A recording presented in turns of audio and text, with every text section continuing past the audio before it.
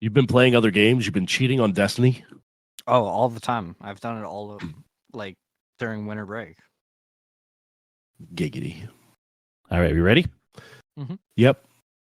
You ready for this? Yeah. We are breaking recordings in 3, 2, 1.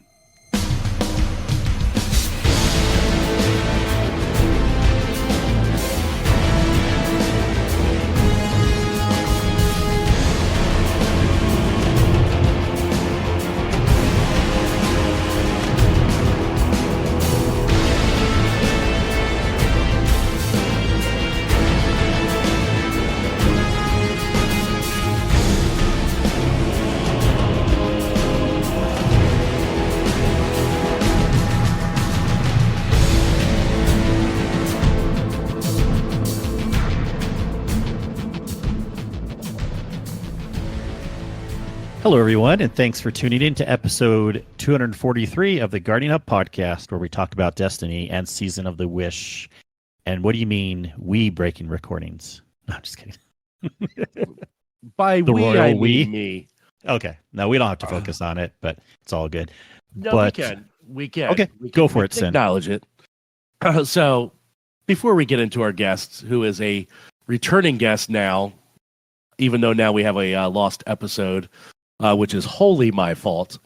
So we recorded this original episode about 2 weeks back, and I was sick at that time, and I was still sick throughout that portion, along with working long hours, being in the car business in a month and a year. And my schedule's still been all wonky with the way our being closed Christmas Day, which was Monday, New Year's Day, which was also Monday, and battling that and the sickness. I had logged in late to my computer. I have not gone on my computer since the last recording, basically. And when I finally did, I was 3 days too late because they do expire with our Craig and Geark bots.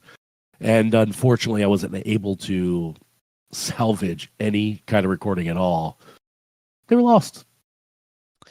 And by the way, people, in case you're thinking like, well, that sucks, we shouldn't use that service. No, we're fully aware that they expire in 7 days, and you can actually pay for further things where they store them unlimited on your OneDrive, but we've been fine with the free version, and we knew those limitations. We just missed it this time.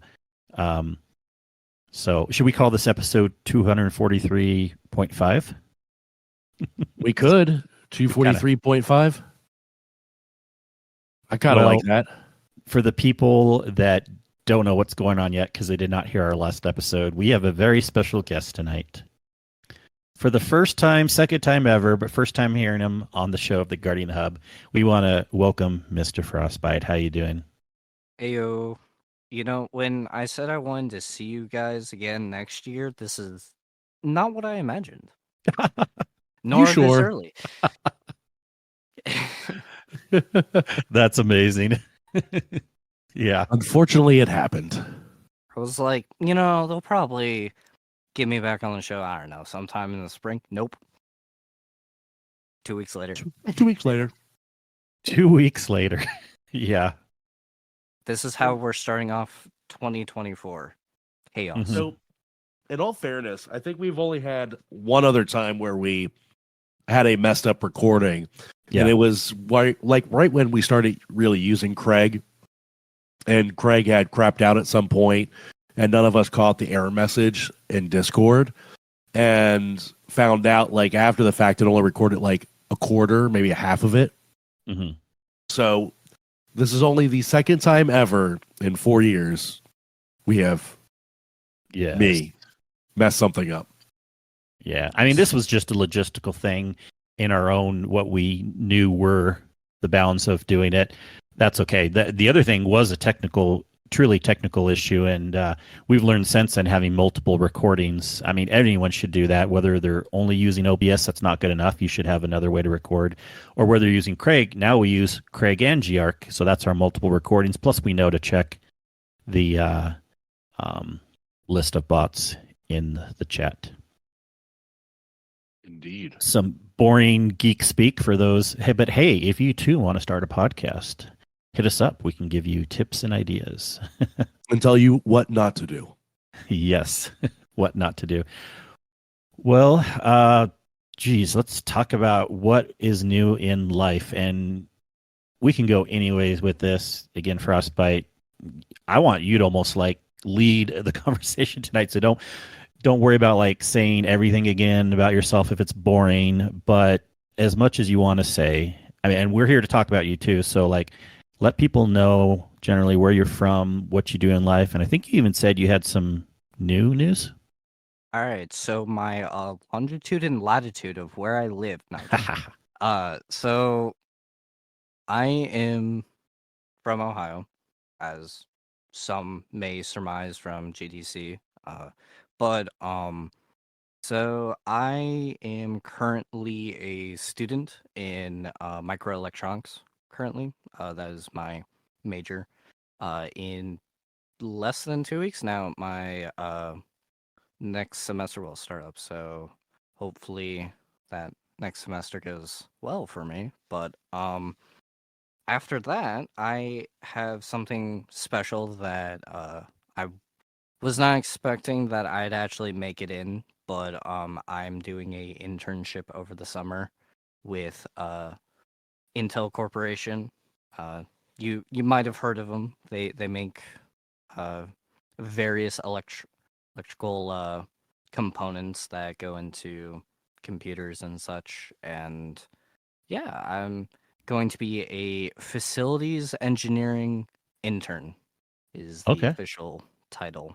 So it'll be Nice. 3 months of being in Chandler, Arizona, which I do plan on seeing potentially some members from the Owl Sector Alliance over when I'm in Arizona, because I'll have like 4 days of vacation, and they won't pay that out just because of how that corporation works and everything. And I guess with interns, it's a little bit different. But yeah, so I'm thinking about reaching out to some people out west that I've never met before because I'll be in a new world and just have fun with them. Yeah, you're not even, there's not like a super fast way from Utah down to Arizona, even though it's kind of below us. You kind of have to go like diagonally and then back over, but it's not horrible. So maybe I would even consider going down there. From what Um, I've been told, it's a beautiful place out there, and I've never been out west before. So, like for instance, the farthest west, that's like west in quotation marks, I've been is Indiana, but I've been like up and down the East Coast for the most part. So I'm gonna be seeing a lot of the United States that I've never seen before. So I think like the preliminary idea of me getting out there is I'll be driving with my mom out there and seeing a bunch of new stuff I haven't seen before. yeah. Well, that's cool. Do you know much? And I know you can't say a lot too, but like, I'm just wondering, a lot of times it's kind of public knowledge what certain facilities, what type of chips they focus on. I don't know if you know much about the Arizona location or things like I that you could tell us. I do know in terms of like what they make there. I don't know if I'm publicly allowed to announce what they make, Sure. but what I can tell you guys that I'm allowed to say is so basically like Arizona is their big manufacturing hub. So like a lot of their main products get made here. And this kind of internship is to not only get people like interested about hiring, but in the news lately, at least for us in Ohio, we're having a Intel facility be made in Columbus, which the the people that are joining this kind of summer jobs and like internships, they're going to be training people to work at the Ohio facility because they're basically just carbon copying it. So it's going to be another like Chandler facility.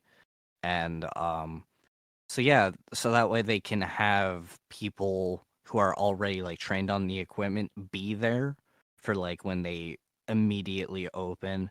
And so over time, when like during that first year, when they're doing a huge hiring process and getting people in there, there's people to, excuse me, teach, you know, the various like equipment and everything, because as far as I'm aware, there's no other like kind of company outside of like, you know, these chip manufacturing companies and stuff like that where you can find it out in the world. So it's a very unique skill set that I'm sure they'll have to teach everyone. Like, you may know about electronics, but we're going to teach you how to do this specific equipment because this isn't something Oh that yeah. is normally worked with. That is very true because I know I've been hearing in my circles about there's a big TSMC plant also opening in Arizona, and they're the ones that makes a lot of chips for Apple and things like that. And it's so specialized that they can't find enough skilled workers, so they're just trying to scramble to find ways to, and they're probably gonna have to teach a lot of things too. And Yeah. that's kind of good in a way. Like if you're any kind of like microelectronics or associated, you know, ancillary areas, there's a lot of hot things where, you know, micro computing, electronics, of course, the software side too, but that's really still growing in our world. It's not like that's going away. Moore's law has not hit the top yet, and we need a lot of people. So, yeah, that's way cool. It's like it's a different area. It's something I thought I may even had gone into when I was younger. I remember loving electronics. I thought I'd be like a hardware engineer or something and taking apart little radios and stuff like that. But I eventually moved over to software and then more so integration support. But much respect for that. That's awesome. It's kind of funny, like, so you mentioned how you're more of like you're into the software and everything, and Mm-hmm. I'm kind of like complete opposite of that. Like Yeah. dealing with software stuff is so annoying to me. Yeah. And I love the like, you know, hands-on hardware aspect of stuff, which is why I think I'll really enjoy this. And I've already talked to at least one person, I'll give him a shout out, technical in which you guys might have seen in the Owl Sector Alliance. He's Mm-hmm.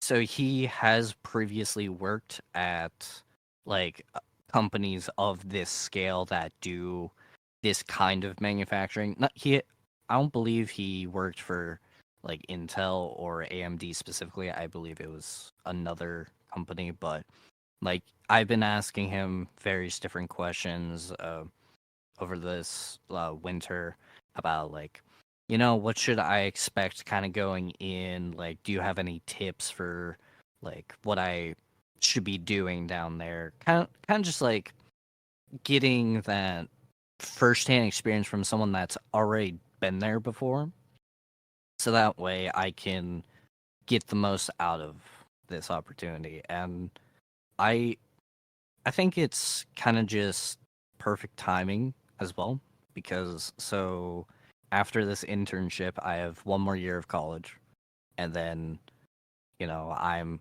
going to be thrown into the workforce. And at that point, I got, you know, a bachelor's degree, I have a associate's degree, and on top of all that, it's like I've worked for in the industry at that point in time for 4 years in the electronic sphere, and I'll have, you know, this internship to throw on top of that. Like, yeah, I've pretty much been around for the most part, so I'm willing to see what's out there, and hopefully, fingers crossed, I get a job opportunity at the end of the summer. I think they say like depending on how many people like kind of stay with the internship, I think they mentioned like about, I don't know, 7 people, maybe a bit less, actually make it to the end of the internship. And say I'm one of those lucky few people, I might be offered a job opportunity where I go to school. So what would end up happening is I come out of school and I immediately start working at Intel, which, given that what I know of their job opportunities, I would be making like 6 figures, which is Yeah. that's crazy at 22, immediately Yeah. getting out of college and start making That is, but it figures. makes sense. It really does. That's kind of, and especially if you're, I don't know what cost of living is like in Ohio, but Arizona's gotten more expensive lately. But they have that type of work and certain cities or areas where they might have these facilities. Yeah, you got to be, you almost have to be making 6 figures to make it worth it. Yeah, so what I can say about their work schedule is they have it's a little unique. Like I've never heard of any other rotation of like hours like it, and it it seems like it's built enough where it will be pretty rough, but once you get through, your little section of rough period, it's like you have time to take a breather before you go back into, the crucible and everything. So I think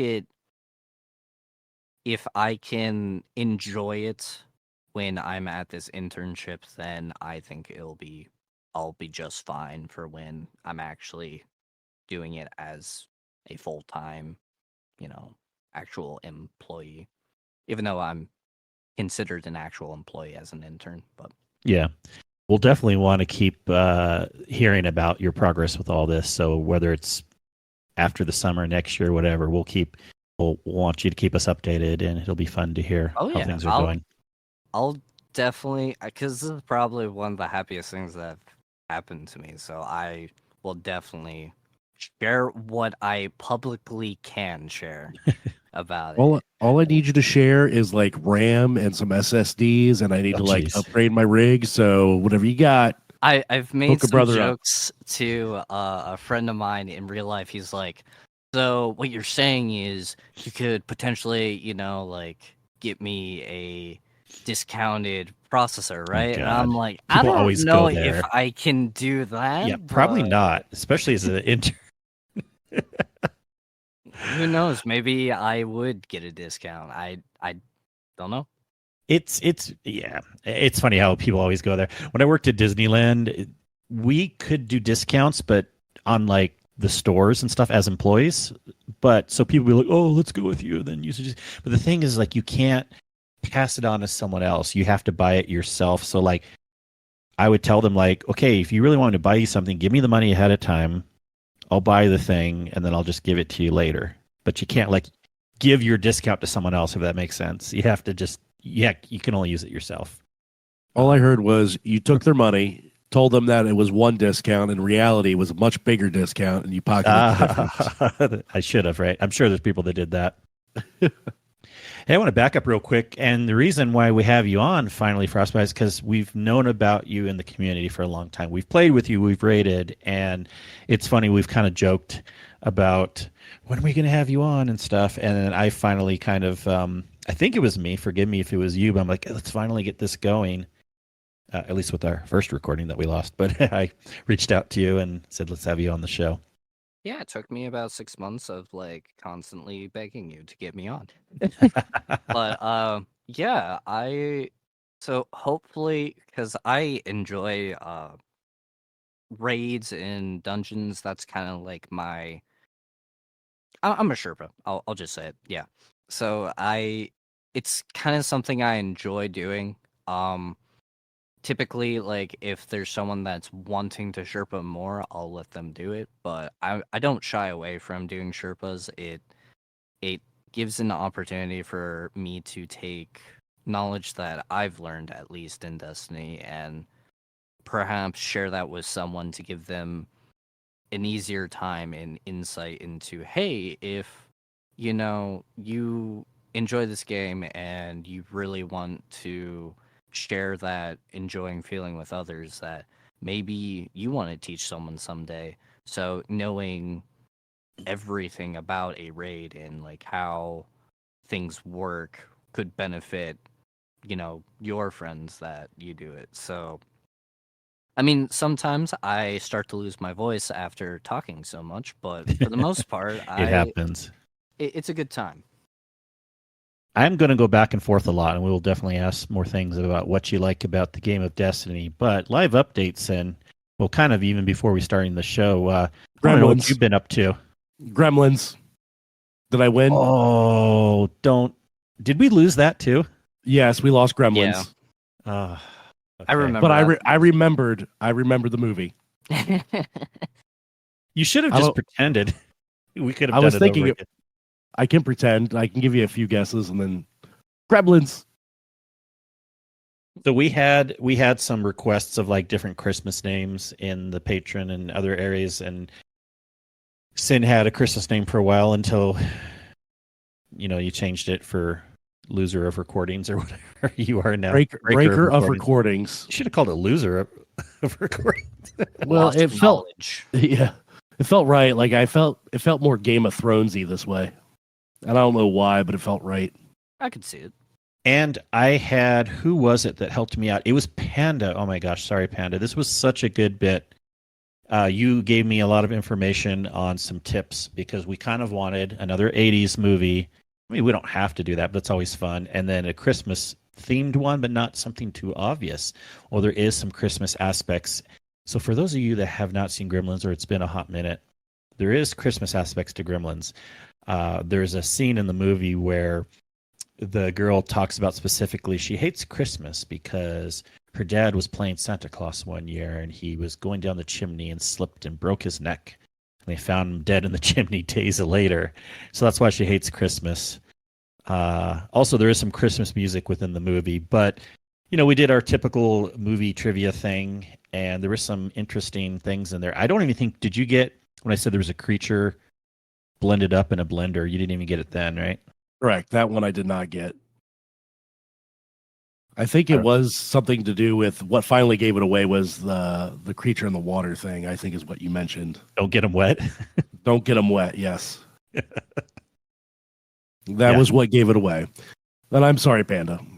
It was but like now you got to come up with another one. I think it was like your fifth hint or something like that it took us. Oh, it felt more than 5, to be honest with you. When you're actually doing them, it feels longer than it really is. And before the show, you were wondering about some stuff going on in the Dreaming City. You said that you saw like a light in the sky. Yes, I actually finished that as we were starting up. Yeah. And I still kind of have been bringing up like some videos and some like TikToks and stuff, and some of the stuff like popped over my feed. And I don't know if it was Discord or that, but the catalyst now, like the missions have started popping up, and it was the one this week where you reveal a message and it lights up something in the sky, and you got to use the bow to basically connect the dots. Yeah. Shoot the dots open and recollect. Which I guess me being behind is good because now I have 2 catalysts that I got to do a legend exotic mission for. So yeah, now I can kill 2 birds with 1 stone. And you can. I went in this last night with Kato and Dice, and I believe at least one of them maybe was Dice. Yeah, Dice did not have both catalysts done, but if you do the first step, and the first week is in the mission, you go up to a hill over to the right, and then you shoot up. And then the second week's one was in the Dreaming City. You could do it along with some other stuff for the weekly quest, shoot it up in the sky. And then you just got to finish the mission on Legend, and then you'll get those catalysts. 2 have come out so far. This is the 3rd week of the mission.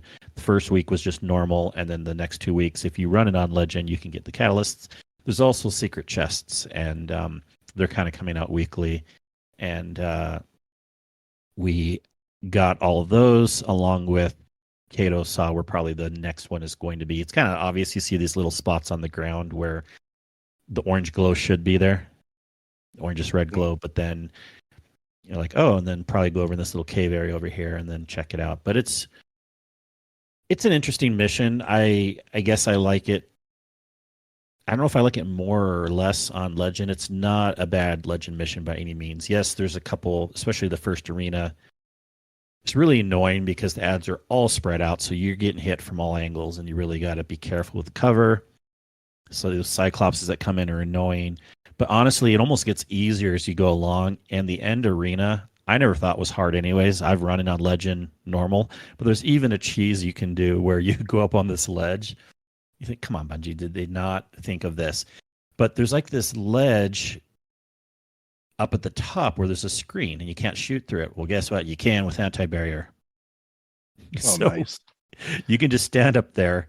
You'll take some splash damage if you're like right by the screen, and so sometimes you have to back up a little bit or jump back down and then jump back up. But generally, you don't have to not go out to the arena at all. And yeah, it works. So I had when I did launch up the other day, I like obviously I'm behind. I have not done the Ascended challenge for one of the weekly stories, but also the cat that was supposed to be in the mission, I heard was bugged, and when It I is. went into it, I couldn't get it, but I was able to get the one in the Spina Caris, I believe it was. It's still bugged. Yeah, that one cat in the mission, no one's able to get. And yes, you could have gotten the Spina Caris one ahead of time, even though it was supposed to be for this week, and then there were 3 other this week to get. I'm way behind. Well, they tell you where they're at. In the weekly story this week, it tells you to go to the 3 corners of the Dreaming City. And I do kind of like how they're bringing this all around. It's the further out corners that are not totally listed on the map, but you can go out further. And they're the areas where you actually have those portals that are part of the fast travel system that I like to call it that ultimately takes you underneath the Dreaming City. And they have the confluence area in the very middle. And if you remember, that's actually underneath the Blind Well area. And so there's a cat in the confluence area. In fact, it's actually in the side room. Do you remember, Cyn? We used to have to launch the Shattered Throne mission from down there. It was in the confluence area, and there was like we had to interact with that portal right by the taken tree. I remember now. Yes. I think it's kind of cool they put a cat there, and then they put a cat in some other interesting areas in the other corners of the Dreaming City. One looks like the waterfall area. Waterfall area. Gardens of Asilia. Oh yeah, guess where that one is? It's underneath the bridge. Remember where there was that one troll enemy underneath the bridge on one of the weeks? Yep. And then the other cat is under. You take the elevator down. You know where they have Munin and Punin or whatever the hell their names are, where you could buy the things from. Oh yeah, like the skulls or whatever. Yeah, the skulls. It might have been skulls. One is behind Munin, like behind its table on the ground. Very interesting. I'm getting a bunch of flashbacks to when I was doing this stuff for yes, the Taken Sparrow. Yeah, I remember like having to go run around and everything, and it's like you're describing all the places. I'm like, yeah, I remember that place. Oh yeah, this is a total flashback season. I'll get into that in a second. But also shout out before the episode, I was running Shattered Throne with. This is getting people interested in Dreaming City stuff again that have not finished all those triumphs. And Kato and Rodimus have been working on getting all the extra eggs and bones. We went through the Shattered Throne dungeon, all of them in there. There's like 9 eggs and 3 bones or something. It takes quite a while if you want to get them all.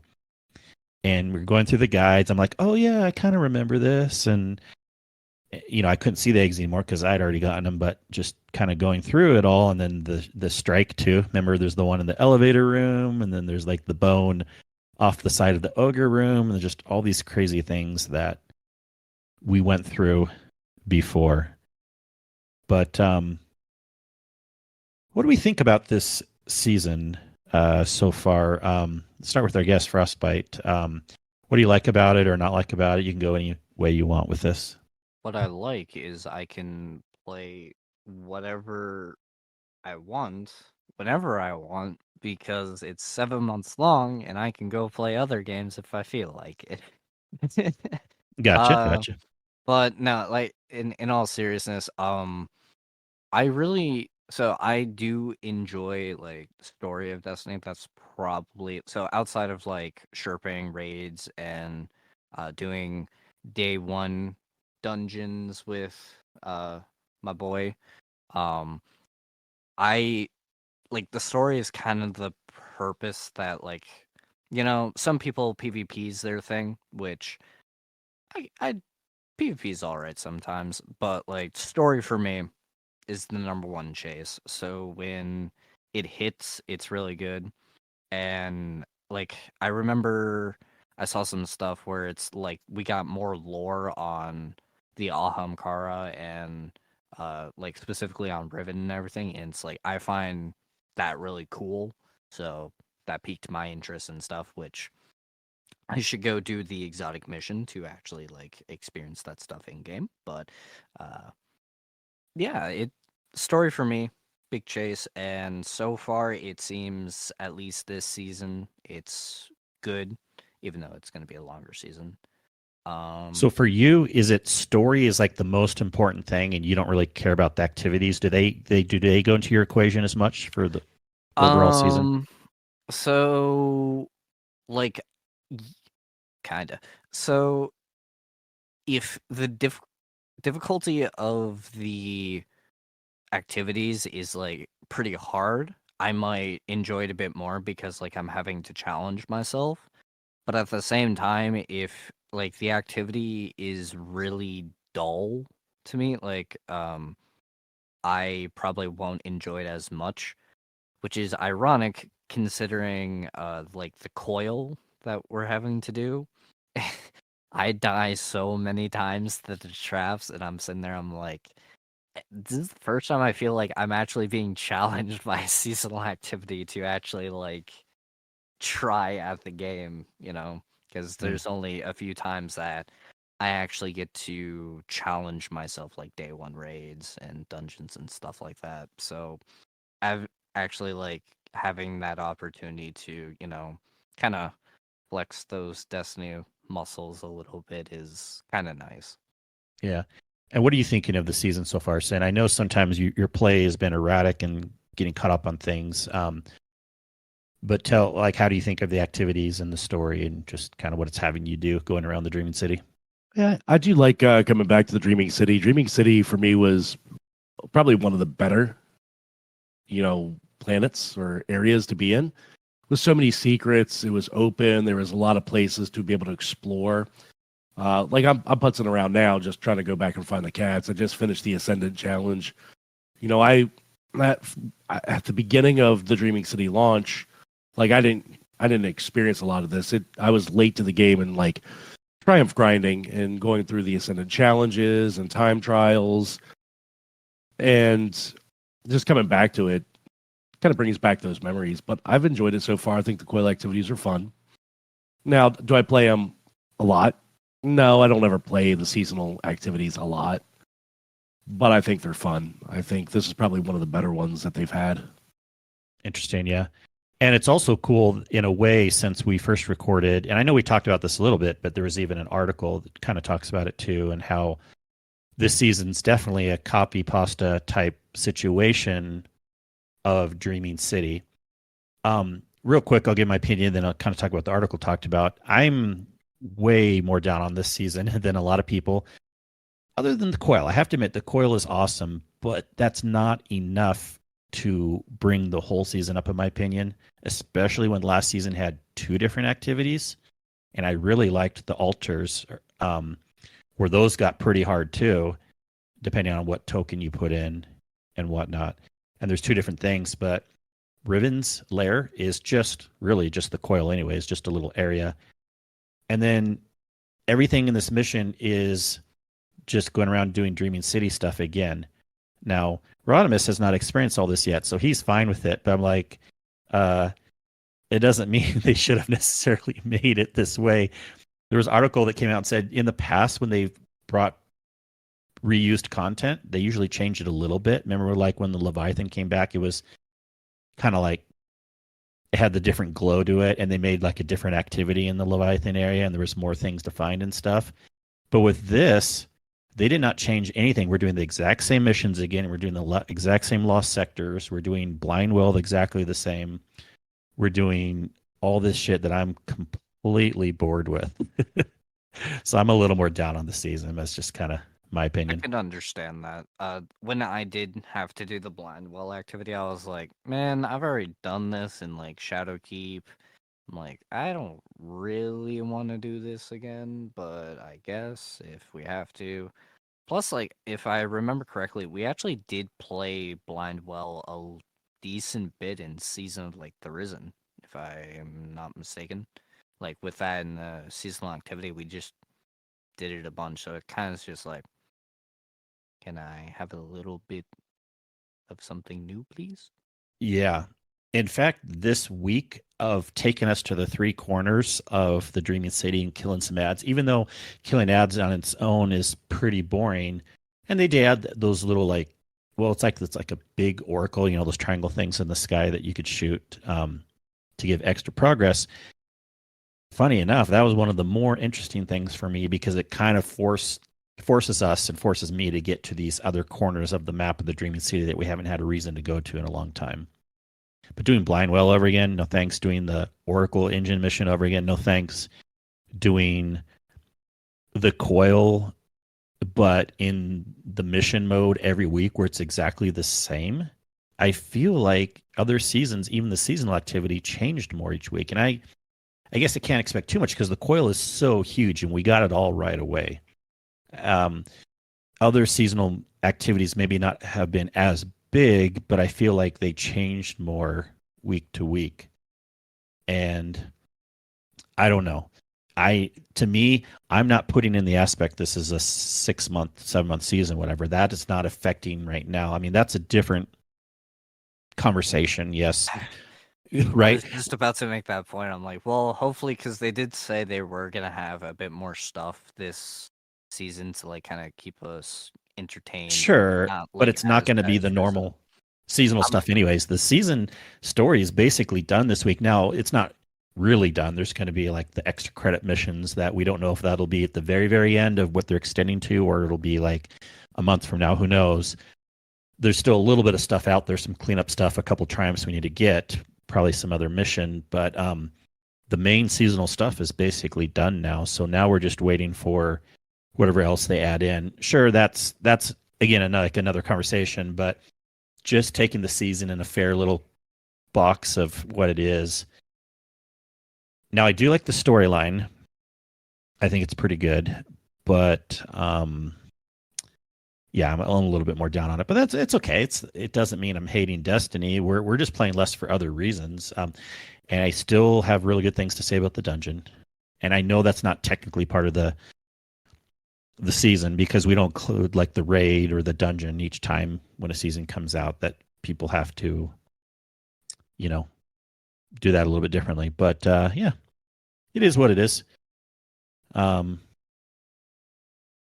yeah, you're basically almost caught up now too, Cyn, if you're doing those things right now, right? Yeah, working on it at least. I'm going through and getting the cats now. I'm trying to figure out my way to the one dude where you used to turn in your tinctures and stuff. I'm trying to make my way to Munin. that. Yeah.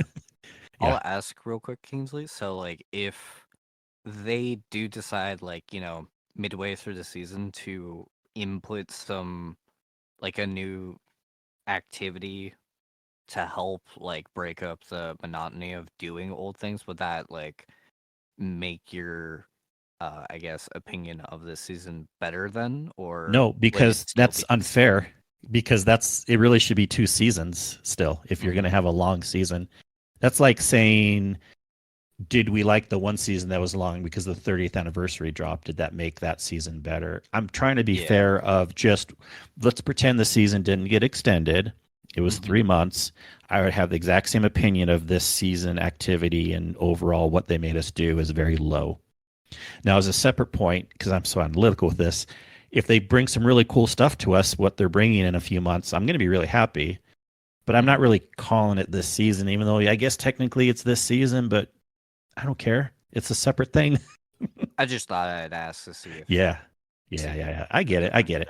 But I'm really just trying to compartmentalize it in its story, its activities, what it was meant to be. What do we think about? Oh, did you actually finish? You didn't finish the week, so I don't know if we should talk about, or do you care about Cyn? It's not really a big spoiler or anything. No. I mean, I just finished it. So. No, I mean, if you want to discuss it, let's do it. What'd you say, Frost? I've already spoiled it for myself, right. So it doesn't matter. Well, basically, at the end, it's just the conversation again between Osiris, Mara, and Crow, and basically, I think we already kind of knew this, but Crow's just saying like, "We'll all be the one to go across," and Mara's like, "No, don't do it, brother," and he's like, "I'll do it," but then nothing's happening yet. Of course, he's just saying he's going to do it. I guess the idea is if he go, because only one person can go across is the thought, and then he can create some psychic connection between him and his sister, the queen, and then that can allow everyone across, I guess. I did listen to My Name is Bife's video on like why it is that way. And because like at first when I heard Crow's like, hear me out, let me go, I'm like, man, like if it's just you, like just him, I'm like, I don't know if he could really, because we are the Guardian, right? So I was like, I don't know if Crow is really up to snuff for it. But then when he explained his connection, I'm like, okay, if this is like, if it could work, I there's I could see it like letting him go, but it's I feel like it would have to be tested first, which the only way to really do that is I would be curious to see if we do like a mission and be like, okay, we're gonna test the theory to this, and like we have him be transported somewhere else, and Mara has to like find her way to him, and if she can do it, then it's like, okay, I'm satisfied on doing it. But at first I was like, no, I'm sorry. But if there's Yeah. Do you think he would actually die too? Because that's the oh, worry. But 100%.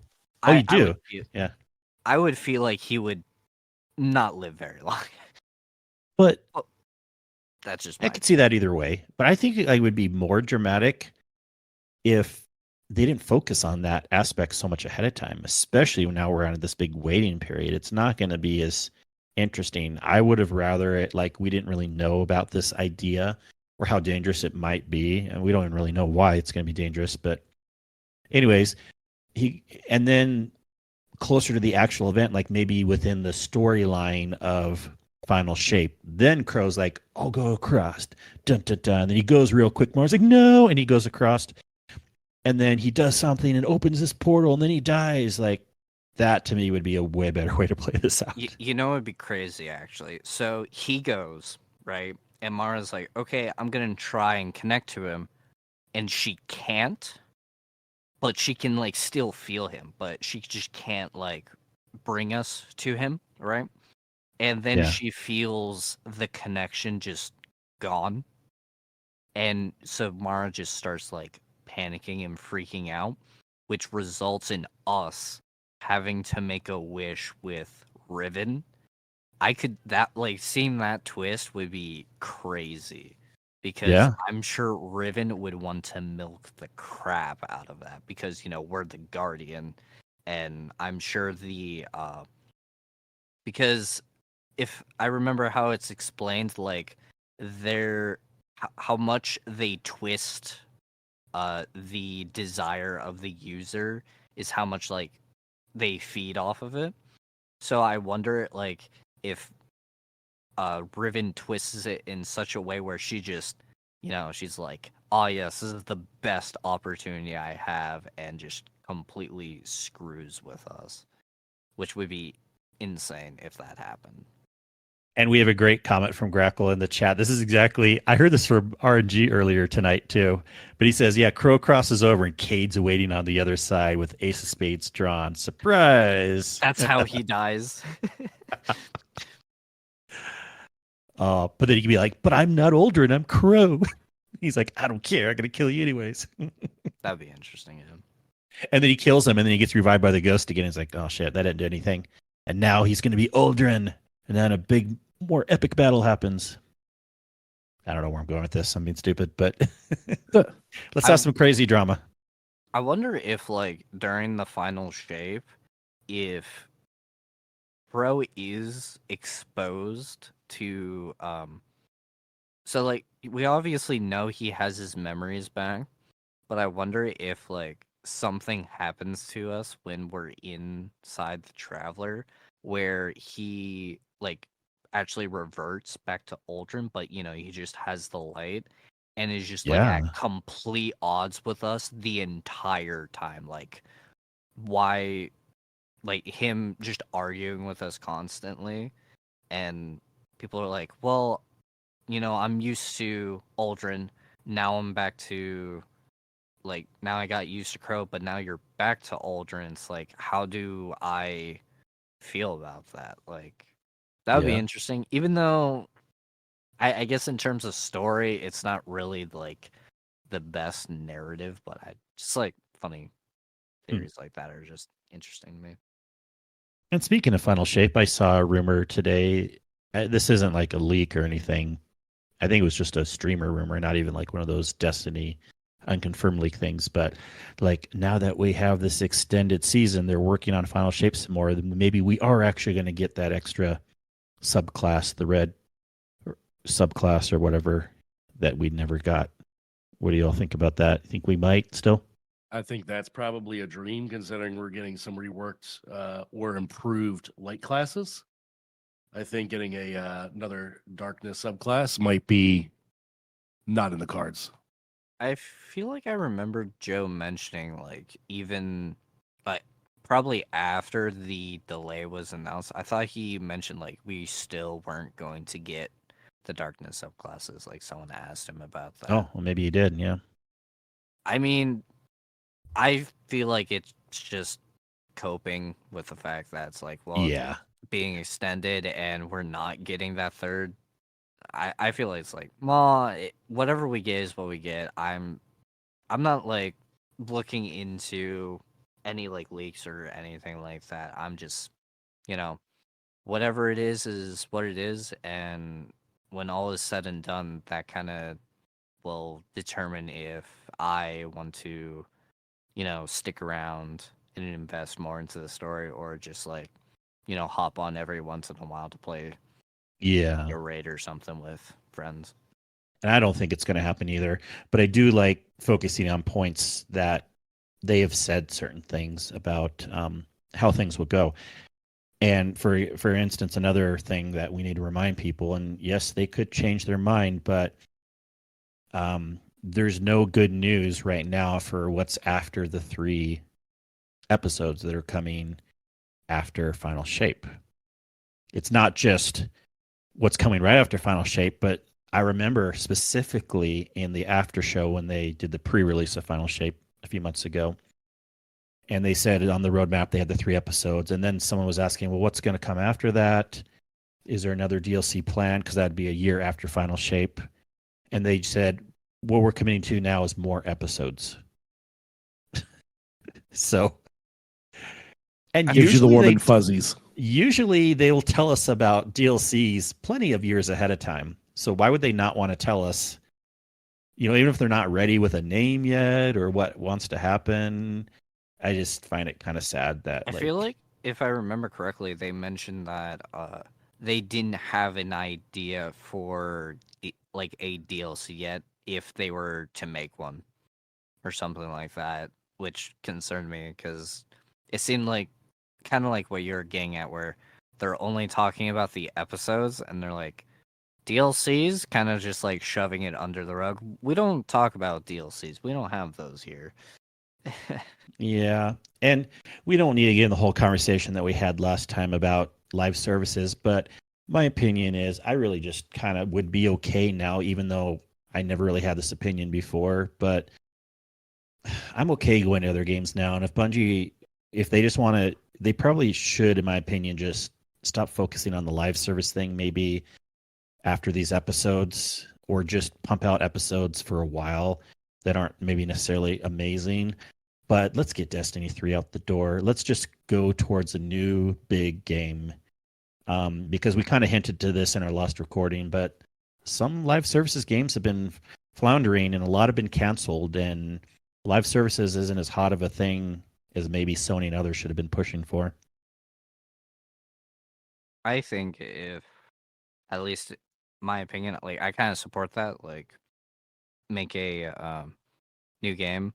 But what I would do is either I would do like a game set in the past. That's kind of what I would do. Just, kind of Yeah. building a bit more about those stories of like the Dark Age and everything like that. Because I mean, yeah, we're told about it, and there is lore that like kind of describes what it's about, but I think it would be a lot of source material that you're like, okay, we can build narratives and stuff in this older time of Destiny before there was any worry about, the witness and like us fighting them. It was just we have to survive kind of deal. I think it would be cool. Yep. Live updates, and what are you up to in the game? I just advanced my Guardian rank, and I am jumping around the tower in my glorious gold glow. As we're talking, nice. Yes, absolutely. Wouldn't it? I mean, that's how far behind. Like it was like piddly stuff by just like shooting stuff with Dragon's Breath, and whatever I just hit there. I guess I hit a couple enemies and figured I would just shoot some stuff with it to try to help get the catalyst unlocked for it, and advance my Guardian rank. I don't even have the catalyst unlocked. I don't either. It's from what I understand, it's not totally necessary for the weapon to be good, but we'll work on it eventually, I'm sure. I'm only level like 18 in the season pass already, so it's like, Oh, really? I'm not anywhere close to being where I've been pumping through it probably should be. quickly. I am. Where the hell's the season pass? Okay. Season 23. Yes. I am at level 90. I mean, for not playing as much as I probably should, I'm still at level 48. I'm sorry, 81. 81. I don't know why I said that. You don't even have me doubled. What have you been doing with your life? Well, I don't play that much to be more than double than you. Last night I actually did hop on and play with my friends Moose and Bell that I'm sure some of you guys are aware of, and they're like, I just joined in and I wasn't expecting to get on Destiny, and they're like, we were just about to do a 2-man Warlord's Rune. You want to join us? And I was like, screw it, why not? And we ran through the entire thing, and I wanted to try out the thing at the very end where instead of staying on the platform, you just jump off and then go all the way to the very top of the like areas that you've been fighting in previously. And then we just pulled out, I think, like Whisper of the Worm, and Bell was shooting them with Divinity, and we just killed it. Oh, nice. Yep. We had to use like Strand to get back on top of the platform, but Yeah. Do something like that, yeah. Oh, of course, yeah. We know Bell. I played last night or the night before with him and Coderson, I believe, doing a Grasp dungeon just because he wanted to farm. He had been trying some stuff on Warlock and telling me he loves Warlock. He's desperately in love with Warlock. He's going to main it. No, I don't know. But it was funny talking to him about it, and needed some Artifice armor, and we got a checkpoint for Grasp and got that done. Moose got the exotic sidearm, which he was really happy about. Nice. Yeah, so you like dungeons, you like raiding, you like sherping people through. I remember we ran a King's Fall. You kind of Master got me dungeon. into sherping. I don't know if you know that, but Oh, really? I mean, I think Yeah. you might have said that way back, but I forgot. you kind of like I think it was a Vault of Glass raid is when you like did your Sherpa with me, and I was like, so what's it take to be a Sherpa? And you were like explaining all the like kind of, like, oh, this is kind of the tips and stuff I've picked up over time. Like, okay. I'm like, that sounds nice. I probably won't actually be a Sherpa, but it's nice to like kind of know these things. And then I think literally 3 weeks later, I was Sherpaing a raid, and I'm like, well, I guess I'm doing this now. And after I think like a few weeks, I was like, yeah, actually, I start to like enjoy this thing. So you were kind of Oh, thank why you. that happened. Yeah, I was talking about this some, and by the way, there's some talk about. I'll just mention this because it's probably going to happen, but can't guarantee it. But there will probably be a raid-focused Sherpa-based episode over from GDC Gator with his help desk podcast. Oh, And they've had a good PvP one recently, but I've been in talks with him having a raid one.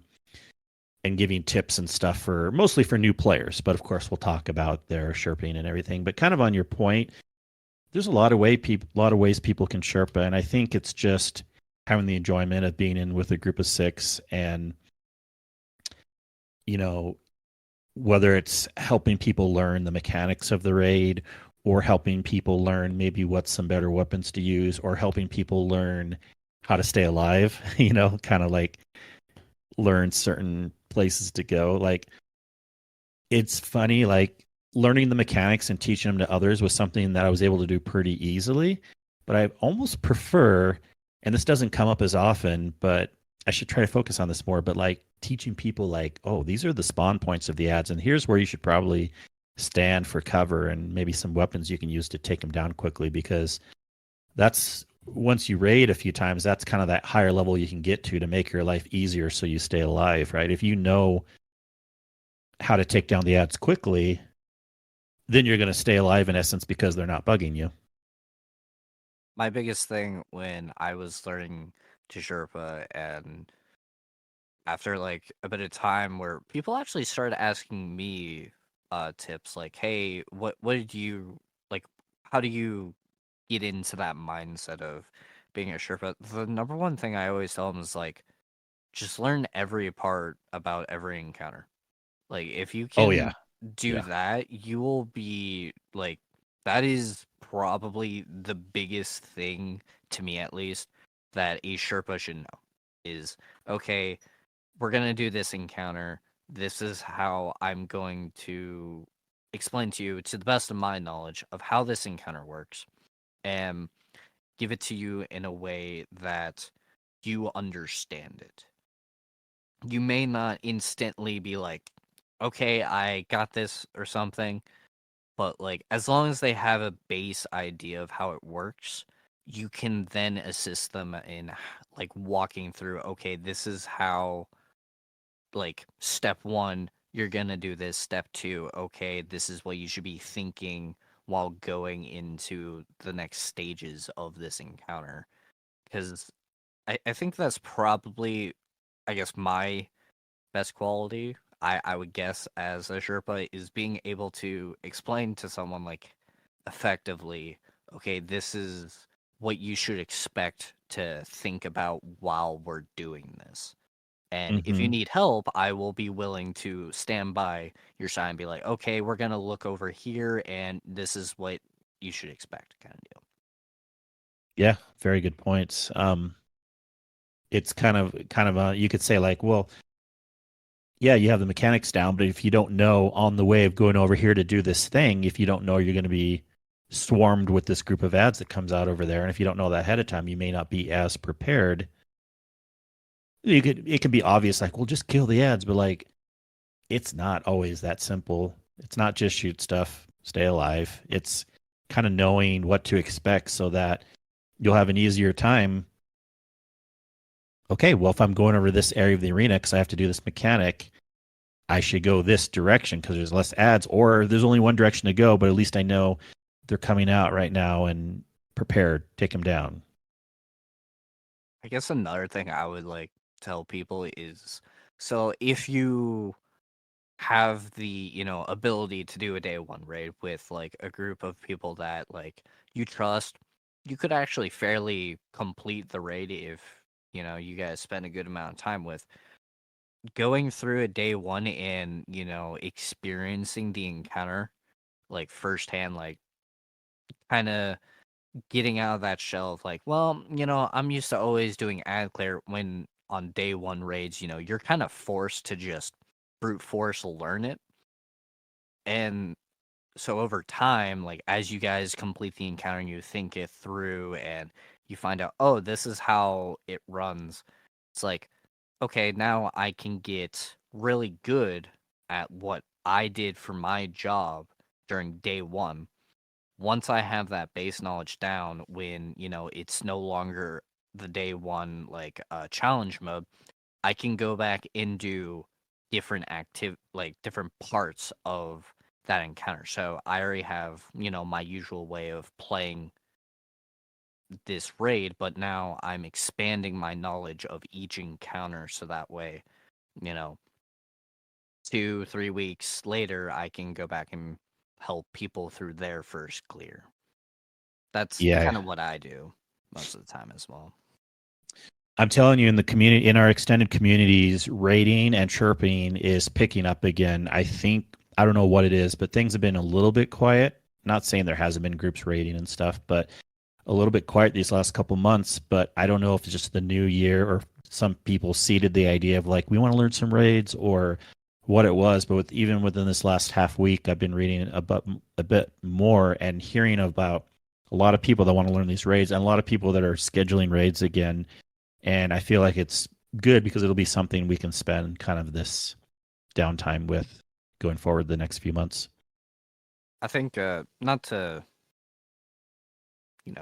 be biased or anything, but I feel like you guys in the Guardian Hub, like a lot of you do have like that Sherpa experience. So normally I would say at least any raid I've done with you guys, any one of you for the most part can be like, yeah, I know how to explain this to you if I don't remember exactly how something goes.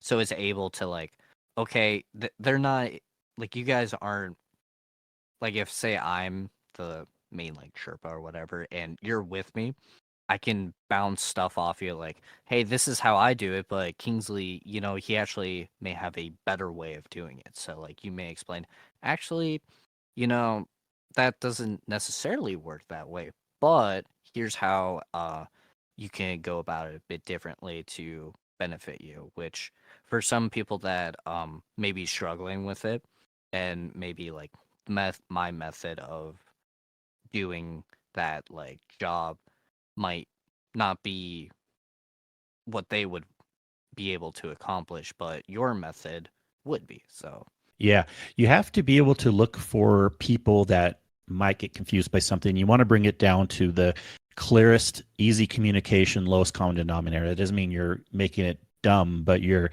doing something that'll be clear for everyone to understand. A good example of this lately that I've realized, we've been running Kingsfall a bit, and we've had some fun drunk raids, by the way, recently too. Shout out to Spear and Blueberry Lounge. There's one specifically posted most recently if you check out Native Raiders YouTube channel. But the point I was going to get at is on Kingsfall, I still see this a lot.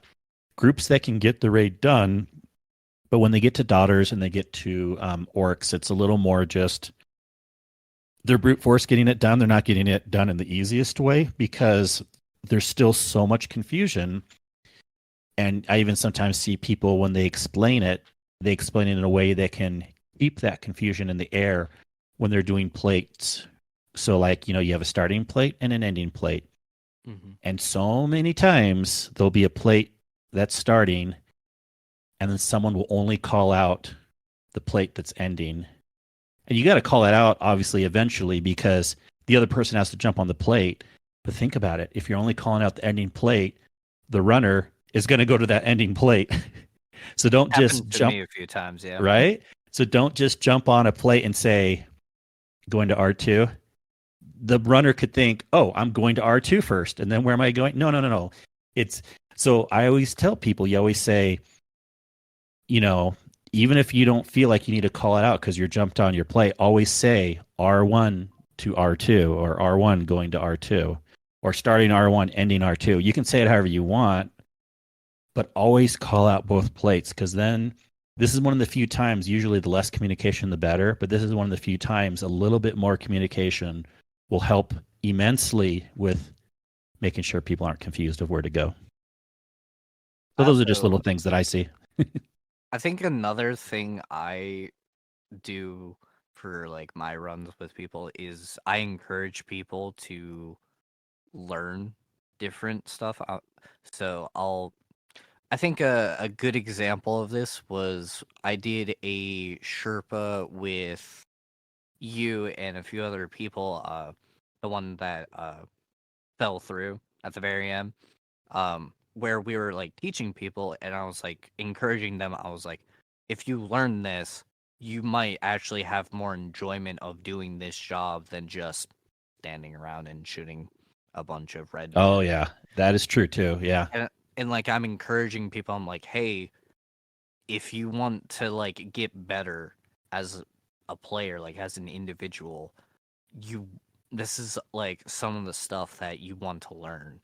And sometimes I'm a little bit tyrannical where I'll be like, all right, I'm forcing one of you that hasn't done it before to learn it, so that way, you know, they just get that experience of like, okay, actually maybe this is something I enjoy doing. Or maybe spark that curiosity of like, okay, maybe I don't like this job as much, but I kind of want to try out a different job. Usually it goes pretty well with people. I'm typically very nice about it. So Well, yeah, you have to have patience, right, to be a Sherpa. patience, I think, is so big as being a Sherpa, and that in like adaptability of being able to adapt to like a person, being able to be like, okay, maybe they didn't get it this way, but maybe if I word it a bit differently, they can understand it, you know. Yeah. That's a good conversation. And we got into this about the Sherping, and I know you're a good Sherpa, and anyone can I would potentially hope be a so. good Sherpa. I've been told a few times that I'm a pretty good Sherpa. Yeah. No worries. No worries. Um, I mean, I'm kind of feel like in a way my Destiny career is like winding down a little bit as far as like being more of a try hard player.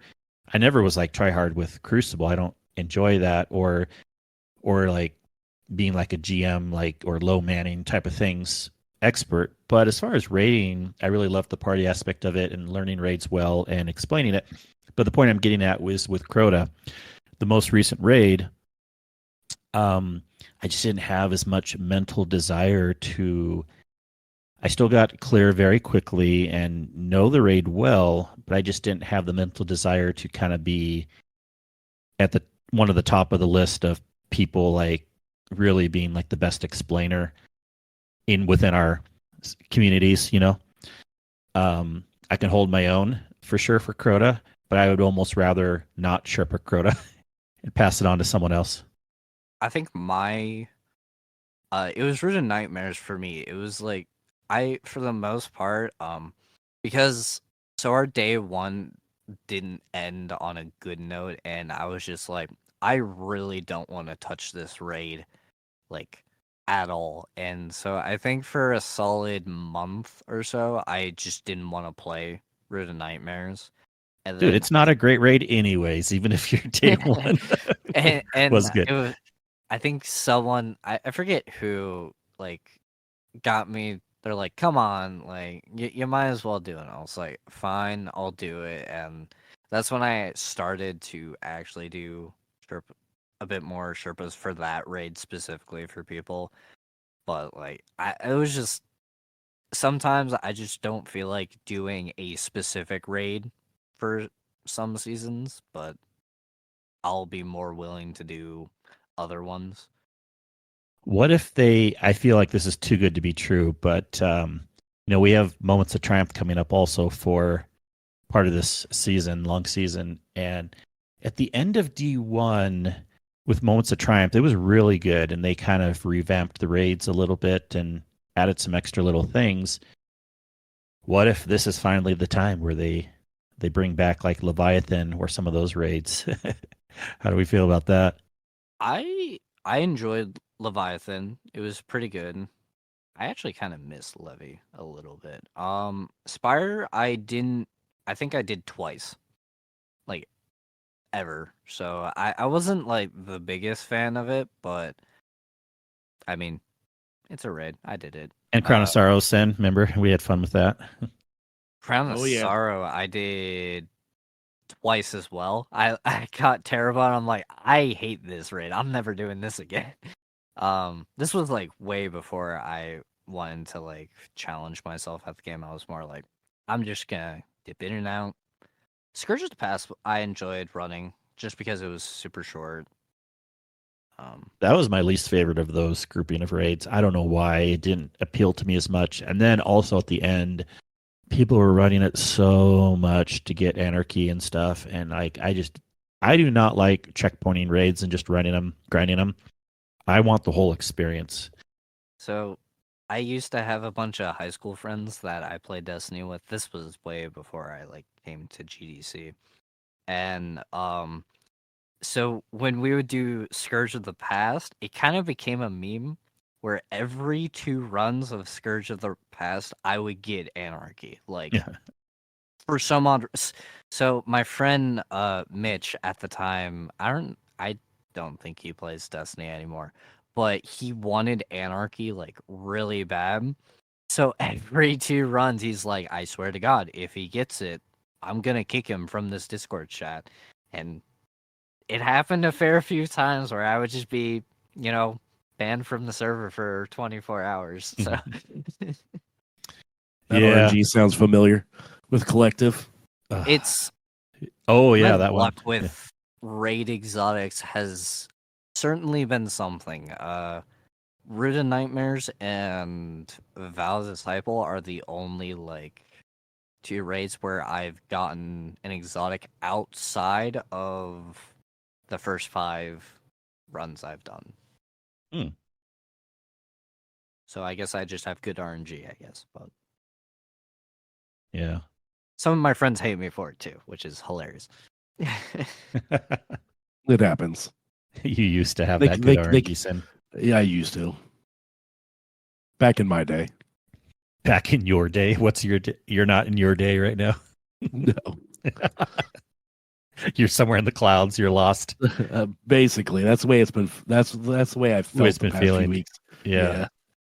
Well, we better start wrapping up some just so we can get Cyn to bed. But we're not going to get there quite yet because we always like to ask our guests. We definitely have to ask you, Frostbyte, because this is your first time on the show, what your favorite dessert is. First, It's the with first a time for the second asterisk. time.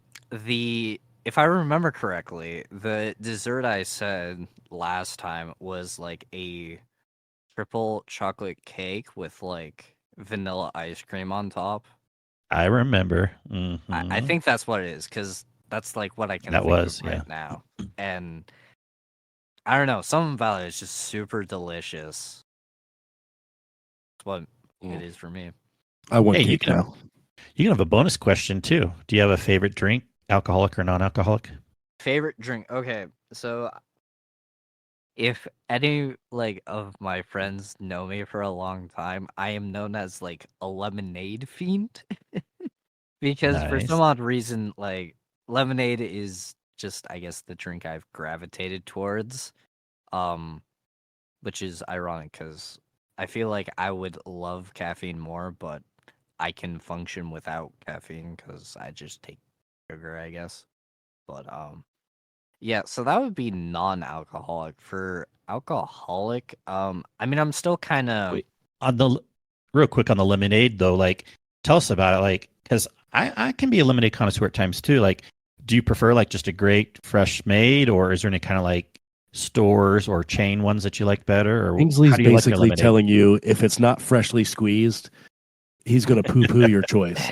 No, I'm No, not, but I'm just curious. so the kind of like the obsession started when I wanted to make my own lemonade at home, and then after that, like I was just like, well, I really enjoy lemonade, so I would get it from this place, and then I would get it from that place, and so later on, like, so I've kind of, to me, there's a certain ratio between like the flavor and like the sourness of like, so between like, the sweet of the sugar and like the sourness of like the Yeah. taste of the lemonade.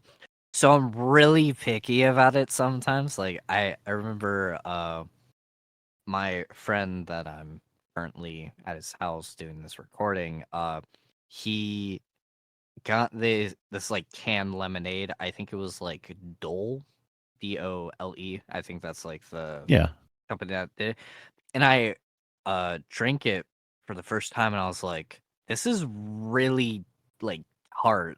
Like in terms of the lemonade I like, which majority of the time, like just freshly squeezed lemonade is most of the time the best that I find.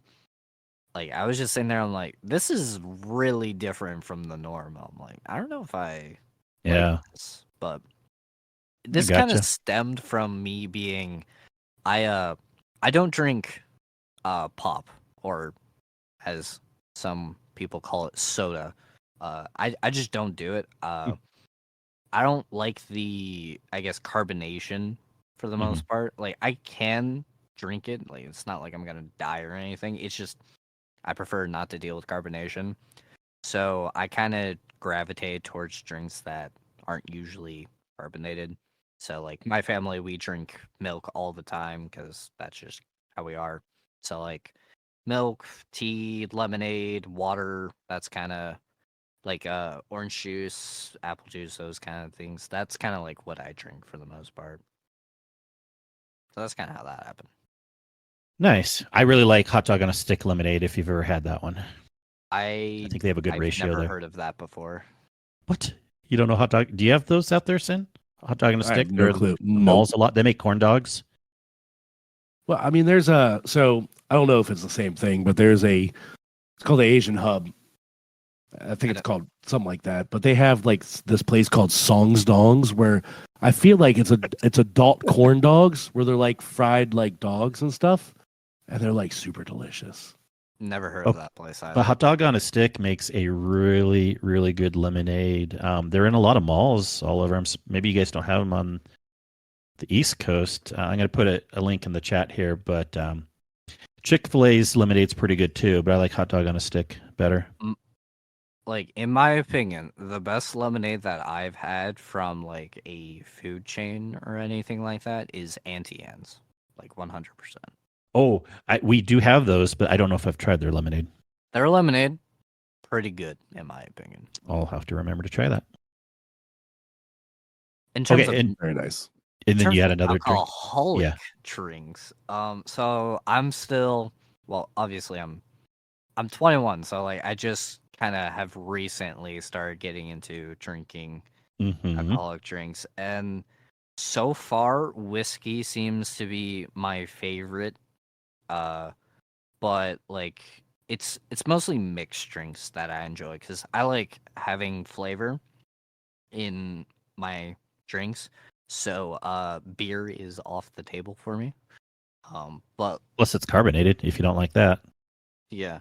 I think my favorite like alcoholic drink I've had so far has been a Long Island. That was so good. Yeah, I could see that. Or an Arnold Palmer has some of that lemonade flavor in it. I have been told about spiked Arnold Palmer. I haven't had that yet. I mean, I've drank regular Arnold Palmer. I love it. Yeah.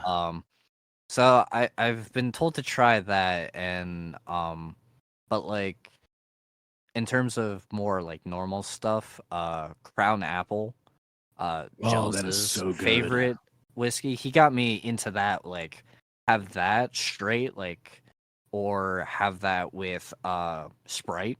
It's really good too, that way. It is good, very good. Yeah, there you go. Yeah, they may not have it on the East Coast. I was just looking, hot dog on a stick. Interesting.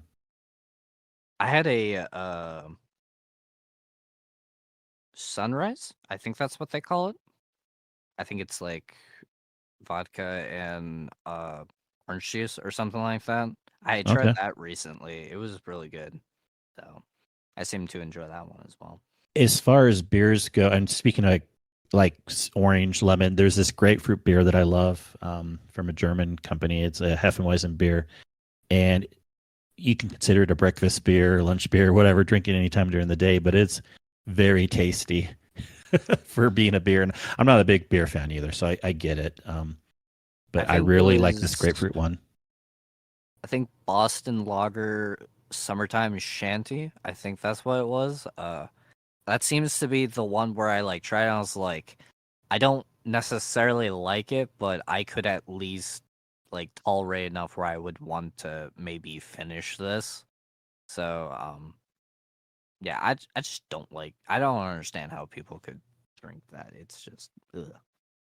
Yeah, well, sometimes you try it some more, and I don't say acquired taste in a way like it doesn't mean like anyone will like it if they try it long enough, but I mean it more in a way like sometimes you might surprise yourself when you try something more like, oh, I actually do like this. And I definitely see that with things like with coffee. I prefer it just straight, just black, no cream or sugar. I really prefer it that way. I can't really go back to adding stuff to it, but I totally would get why people do not like that. I have a funny story actually about coffee. So I don't usually drink coffee, but like when I do, it's not bad. And my one buddy, he was making not frappuccinos, I like mochas, I think. Sure. And so he was telling me about how much espresso he puts into it. And he's like, yeah, I'm kind of not of the norm. And he's like, I put like 5 shots of espresso in mine. And I was like, okay, I'll try that. I think I accidentally put 6 shots of espresso in that thing. And I drank it and I was just like, whoa, boy. And I'm like, I like this. Yeah. I like a lot too. Like I'm definitely like, and I just, again, I also like just espresso shots plain, especially if it's good quality bean. I'm like, don't make it into a latte or something. Like I just like, give me some espresso shots. But are you more of a like pre-ground or do you like oh hell no, grinding I grind it. Yeah. But you know what? It's not even so much. I'm a little bit of a coffee snob. It's not even so much that. I mean, yeah, you should grind your coffee, but what's more important is how old your coffee beans are. So ground or unground, if you get stuff that's been sitting on the store shelves forever, even though it's in a package, it's going to lose some of its oils and really good flavor. So how to get around that is find something that's locally roasted, or you can roast your own beans. But I don't get that crazy. I don't roast my own beans. But and for us in Utah, Beans and Brews is a local roaster, and so at their shops they roast it, and it's within. They tell on the bag when it was packaged, and if you can get it within a month, you're good. Like you open that coffee package up, and the beans kind of have like an oily sheen on them still because they're really fresh and they taste so much better. But then you open like a package of like Pete's or Starbucks that's been sitting on the shelf for several months and in factories, and you open that up and it seems more dry and it just doesn't have as good of a flavor when you grind it up. I remember seeing like a Wired like interview or whatever of a guy who like specializes in like coffee making and everything, and he was talking about how there's actually a specific like temperature range that Yeah. if you deviate like just a tiny bit outside of this like specific range, the taste in like the coffee or whatever dramatically like decreases. So I was for like, sure. oh, that's interesting to know about. But honestly, even though I grind my beans, I still usually cook it in a coffee, just an automatic drip coffee machine. But I have a really good quality one. It was like $100, and it kind of has like a shower head, how it drips down the water, and like a cone reusable metal coffee filter, and so it does a better extraction process on the ground beans. I used to get fancier and do like, I like French press still, but some of those things are just too much work. So again, if you have a good automatic machine, and then a little coffee grinder isn't too expensive as long as you get a good burr grinder and find the right ratio, then you can make really good coffee at home, whether you like it straight or you want to add all the cream to it, for pretty inexpensive. You just buy a pack of beans, find one that's freshly roasted, and you'll save lots of money rather than getting the Starbucks or the Beans and Brews or the Dunkin' or whatever you like to go to. I'm I like picturing you as like a little mini barista right now. I mean, I'd be down of all the retail jobs. You know, I wouldn't want to work at McDonald's or this or that, but I don't want to work at a coffee shop, but I would actually be down that if I had to. I think in terms of like whether I like it plain or not, I think I just like having that chocolate taste in mine, which is why I think I gravitate towards mochas and that, because like you can either I like put mochas. actual just like straight chocolate into that thing, or you could put like hot chocolate, like the packets or whatever in that. So Chocolate and coffee are some of the best things on earth. Yes. Delicious. Well, delicious. I'm And sure saying you people like are- your white girl lattes from Dunkin', right? I had a dragon dragon fruit refresher earlier from there. Those are always good. It's not coffee, is it? No. Oh, okay. I'm But sure people are you like tired the- of us going Hey, on did you- and on about coffee. Sorry, no, go ahead. No, it's fine. I was just like, man, I'm sure the audience is like, God damn it, I'm listening to this at like 3 a.m, and now I'm in the mood for coffee. I know, right? Well, hey, we got to have other things to talk about. It's been a pleasure having you on as a guest, and For the We're second gonna- time. For the first. for the 1.5 second time, whatever we want to call it. Yep. But Yeah. first, for many people listening right now, Maybe you'll have me on again, not in 2 weeks. Where oh I, yeah, we will 1000% get this episode out the door. There's no way we'll lose this one. But I'm downloading it after the show tonight. Don't you're you like, I'm worry. downloading it as we speak. Wait, we're not done. If we have to do it for a third time, I think I'm gonna be tired of talking about myself.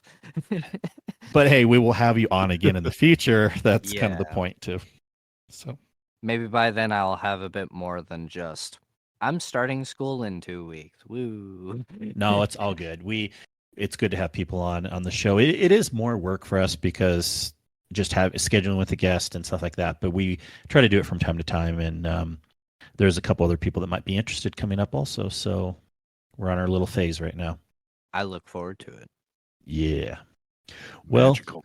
for those that don't know where to find you, I think you're in all the Discords. You're obviously in our Discord by Frostbyte. Anything else you want to tell about where people can find you? So for most of the people that want to follow me, I would actually just recommend messaging me personally, and I'll add you because most of the time, if I don't know who you are and you just send me a random like follow request on pretty much anywhere, I'm all over social media, but I don't post very much. I don't usually accept people unless I know them. So if you want to, talk with me in different forms of social media, just let me know. Yeah. Light up in the DMs. Got it. Yeah. But at least, hey, you were on the podcast and you sounded cool, and maybe we can play together sometime. And that's the way to do it. Just be like, hey, add me as a friend. Yeah, I'm very chill about that. I mean, I won't like be really upset about it. I'll just be like, okay, that's fine. Yeah. Cool. I seem to have a nice personality with people, so. Oh yeah, and we need to play together some more. Besides that, fairly recent now. I mean, I keep saying that, but maybe it's been a few months. But the Kingsfall that we did together, but it seems like either our schedules don't line up as much, or you're doing different raid groups than I am. But it's always a pleasure when we raid. So I Well, look forward to the next time. It would help if I actually played Destiny. That'd We'll probably get be it the going. main reason. Instead of the D&D. No, that I'm under legal contract to play D&D every Thursday now. That's just how it is. Wow. Nah, but like in all seriousness, I think I need to talk to Metal Mark because me and him we were wanting to get our Kingslayer titles together. So I think if we were going to do like master rates and that, we would have to discuss a bit more. We'll be looking forward to all of that. Cyn, where can people find you? All across the web. X, it might give it to you with the _media portion. Blue Sky, which has a new iOS icon. All the butterflies instead of the sky. Twitch occasionally. It's been a while. No underscore. In a while. And of course in the Discord. Kingsley, the non-breaker of recording. Take us out. Yes, you can find me as Kingsley Mac all the places, pretty much across the board as that name. I'm trying to do more on Blue Sky, but I do forget to hop into there a lot. But I'm really not doing anything in X, and I hope Blue Sky becomes more popular. With that, we can give you invites if you need. Anything about our show, where to listen to us through other means, join our Discord, join our clan, join our Patreon. We really appreciate it. Everything can be found easily in one place at our lovely website, theguardianhub.com. The best hub on the net. Thank you, Cyn. thank you very much, Frostbyte, for being a special guest this week. We really appreciate having you on. No problem. Appreciate you again. I will always be willing to come back. I believe it. And with that, thank you everyone else who's listening once again, and we will see you all again next week. Have a good one. Bye. Goodbye.